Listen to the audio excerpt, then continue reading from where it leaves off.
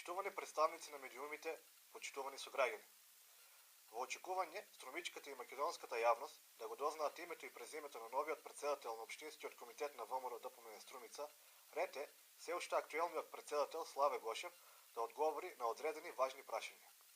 Оној кој самиот себе си се прогласи за чесен, работлив, искрен и посветен политичар и безкомпромисен борец против корупцијата и организираниот криминал, ќе мора меѓу другите прашања да одговори на следниве.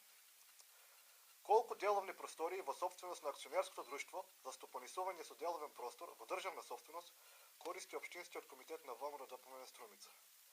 Доколку користи, кои се тие простории? Кога се склучени договорите за закуп на тие простории? За колка временски период се склучени евентуалните договори за закуп на тие простории и по која цена?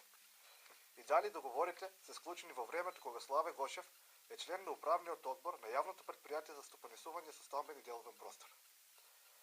Клучното прашање е што договорил Славе Гошев, претседателот на Општинскиот комитет на ВМРО ДПМН, со Славе Гошев, членот на управниот одбор на јавното претпријатие за стопанисување со стамбен и деловен простор, и дали тој договор е чист и целосно испочитуван. Општинската организација на СДСМ и Струмичката јавност бараат одговори за овие прашања. Господине Гошев, вие сте на потек. Ајде да ја видиме на дело вашата честност, искреност и посветеност.